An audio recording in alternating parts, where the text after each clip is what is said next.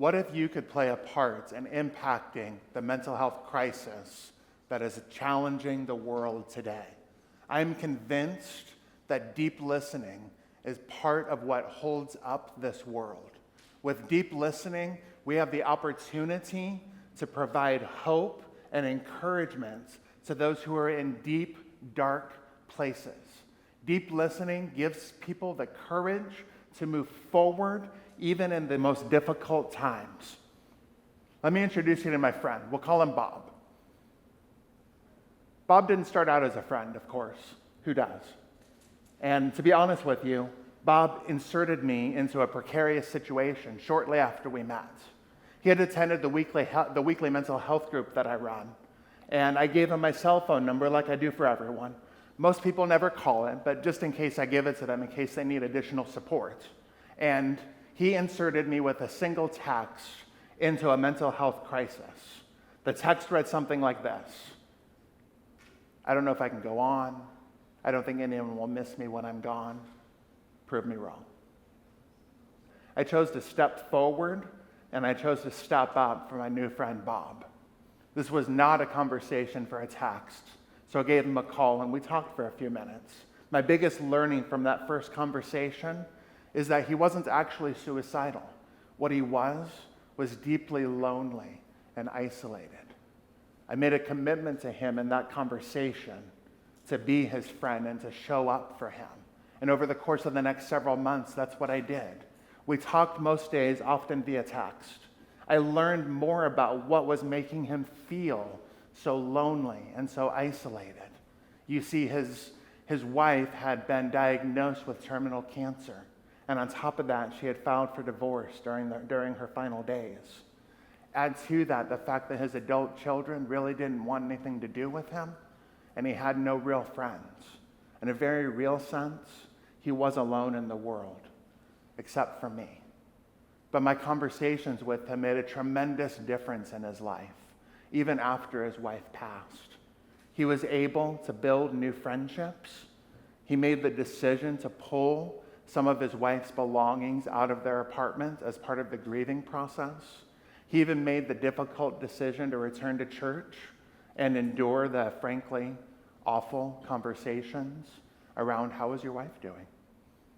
He was able to move forward with his life, all because of deep listening. Now maybe you hear that story and it feels like an outlier to you. Maybe you think, well, Chris, you're only experiencing conversations like that because you put yourself out there as a mental health coach. An average person would never have to deal with these sort of conversations. There's an element of truth to that, but not for the reason you might think. It's time for a hard reality. Mental health challenges are on the rise. It's unlikely that anyone listening to this talk has remained untouched, either directly or indirectly, by a mental illness in one way or another. The stats prove this out. According to a Mental Health America survey in 2022, almost 60 million Americans self-identified with a mental illness in the last 12 months. Add to that a CNN 2022 survey that found 57% of those who are struggling with their mental health are unwilling to talk to their friends and family about their challenges. We have a terrible situation. This is an awful trend. Something's got to give. We know this, but so often we feel helpless to support those that are around us. We're convinced that because we don't have professional training, we have the opportunity or the risk, perhaps, of producing more harm than good to someone we care about. So we say nothing. Hear me when I say this, though. The most important thing that any one of us can provide to someone who is struggling with their mental health is something every single one of us already has. By choosing to step forward in compassion, by refusing to place judgment or offer a quick fix, in many cases, we are offering precisely what that struggling person needs from us the most. Now, this feels counterintuitive, right? We live in a society, after all, that values quick fixes and expert opinions. So what does that mean for us? We hear someone who is starting to share a mental health struggle, and the first thing we want to do is put on that expert hat or offer 4 quick solutions to get through your depression. But the problem when we do that is we miss the most important thing, the story that's unfolding right in front of us. I've been on both sides of this. As someone who's struggled with major depressive disorder, I've had countless people try to cheer me up. Sometimes it's been helpful, and sometimes, to be honest, it hasn't been that helpful. And as a mental health coach, I've seen countless people stifle themselves into silence out of fear of saying the wrong thing and hurting someone they care about. But here's what I've learned. Almost without fail, there are exceptions, but almost without fail, it is better to step forward and to say something than to say nothing. Every moment we stay in silence is a moment that we affirm all the myths and all the fears that the person who is struggling with their mental health is already dealing with. But what exactly does it mean to deeply listen? Well, for starters, deep listening is not how we normally listen. Think about it. You're out to dinner with some friends. Someone starts to tell a story. Maybe 7 to 10 seconds in, if you're a really excellent listener, 15 seconds in, you sort of check out. And you check out because you're thinking about what you want to say. You have a joke you want to tell, maybe about them. You have a story that you want to tell that is related. But regardless, you're not giving yourself fully to the listening process.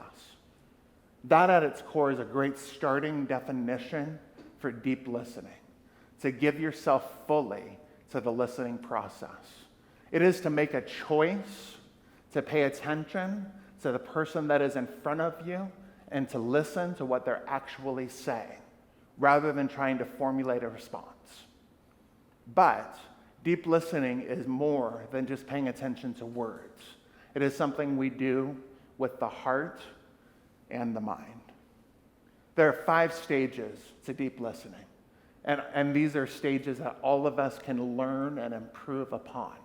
The first stage of deep listening is validation. In validation, we are affirming and acknowledging that the internal and external responses of the person we're listening to make sense. We are simply saying, if I were in your shoes, I might even respond the same way. There is such a freedom from judgment and shame that comes when we validate someone. It's truly a gift that we give to the person we are listening to. The next 2 stages happen sort of at the same time. They are to focus on understanding and to reflect and clarify. With focusing on understanding, we need to be intentional. We have to resist the urge to formulate a response to what the person is saying. And the easiest way I've found to do this is to think of this simple question. If I was in their shoes, what would I be thinking? What would I be feeling? What might I be experiencing? And as you're pondering that question, you can pay attention to all the nonverbal cues. So what does body language tell you about this circumstance? Does tone of voice teach you something about where this person is at? Are there things that you would expect them to talk about that they're not talking about? And as you're focusing on understanding, you also want to reflect and clarify. We do this through the use of statements like, what I'm hearing you say is, or let me see if I'm following you right. And the truth is this, reflecting and clarifying is the hardest part of deep listening. And I can almost promise that you're going to make a mistake somewhere along the way. And by mistake, what I mean is you're going to say, I feel like you're saying X, Y, Z. And they're going to go, no, I don't know where you got that from. Just be patient, stick with the process, and just reflect back. Well, let's try again. I want to hear where you're coming from, and we're not quite there yet.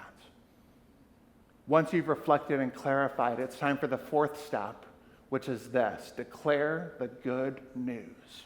Now, this is not some generic pie-in-the-sky good news that's completely disconnected from the hard time that someone is going through. As a matter of fact, more often than not, the good news is kind of the polar opposite of what they're experiencing in their life. So this good news then becomes an anchor of hope during troubled times. The fifth step is to provide other resources. This could be a book, might be a counselor, could be a community group of some sort. We don't want to. We can't be convinced that the only thing that the person is going to find help with their situation through is our conversation. And other resources sort of expand that profile a little bit. Let me put those 5 steps together by revisiting my conversation with Bob. So I started by validating Bob. I communicated to him, I can understand. This must be so lonely. I'm very sorry you're experiencing this.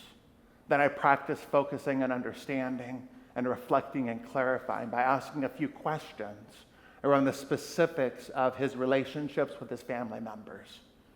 And then we moved to declaring the good news. This isn't always the case, but in Bob's case, the good news was, well, it was me. That sounds arrogant to say, but it was. You know, he felt completely alone, but he had found a fierce friend who was going to be for him no matter what in me. So I communicated to him, Bob, you might feel alone, but you're not. You are not alone. I am with you, and I will be with you through whatever comes. And then we talked about other resources. In his case, I talked about a grieving group. I talked about continuing to come to my mental health group.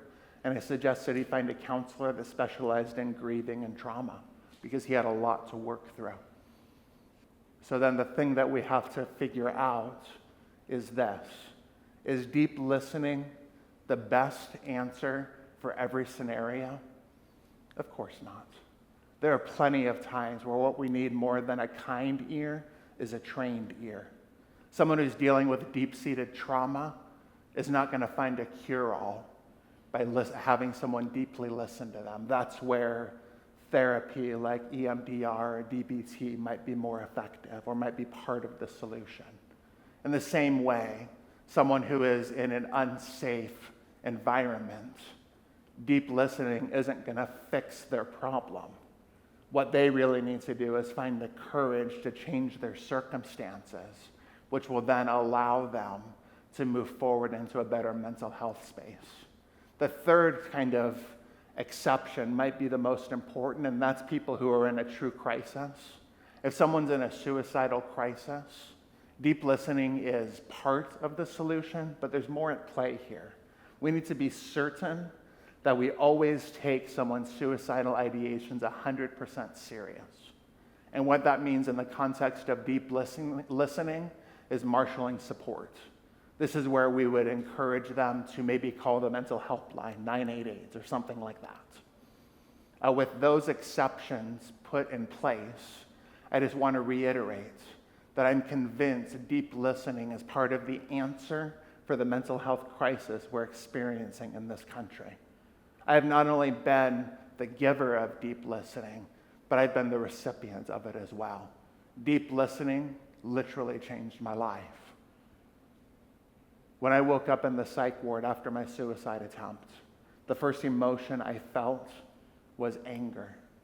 I was really angry that I failed at even this, taking my own life. That's when my friend Marty showed up. And he did something so simple that changed everything for me. He didn't judge. He didn't try to fix any problems. For a long time, he didn't say anything at all. He just listened. And when he did speak, the first thing he said was this. Chris, you probably are surprised to hear this, but I've been closer than you might imagine to making the same sort of decision you just made. I know life is hard. So he validated me and removed some of the guilt and shame I was feeling over trying to take my life by suicide. I'm not trying to insinuate that my choice was a wise choice. That would be ridiculous. But it removed some of the shame. And then Marty went on. He said, there is a place, even now, in our community for you.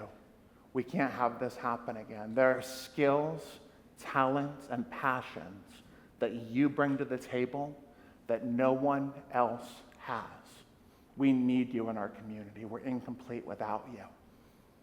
He reinvited me to a purpose and a place. The next thing he said is something I'll never forget. He said, you might feel right now like you're at the end of your story, like darkness is what's going to be in every chapter from this point forward. But I'm here to tell you that's not the case. I don't know how, I don't know when, but better days are on the way. That hope that he gave me, that better days were on the way, wasn't some pie-in-the-sky hope, because he didn't say, come tomorrow, as soon as you get out of the psych ward, everything's going to be great, because that's not how it works. But he said someday. That was in August 2020 that I was in the psych ward. So some 4.5 years later, I can tell you better days have come. I do have hope that I didn't have. I do have a place where I'm able to give the things that have been placed within me. And this is because of deep listening. Now, maybe you're sitting here thinking, that's great, Chris, but how do I engage in those conversations? It's surprisingly simple to get there, actually. The next time you ask someone, how are you doing? And they say, I'm fine, perfunctorily, just look them directly in the eyes and say, no, really, how are you today? What that communicates is it communicates a willingness to dive deep into a conversation. That might not happen in the moment. It might not even happen with that person. But as you practice these sort of conversations, you open the door for deep listening to take place. So my call to you is simple. Do your part to hold up the world by practicing deep listening. Have the courage to move beyond the shallow waters that we often dwell in conversations and dig deep into those around you. Validate their experiences. Focus on understanding. The third one that I forgot. Declare the good news and offer other resources. You just might save someone's life. Thank you.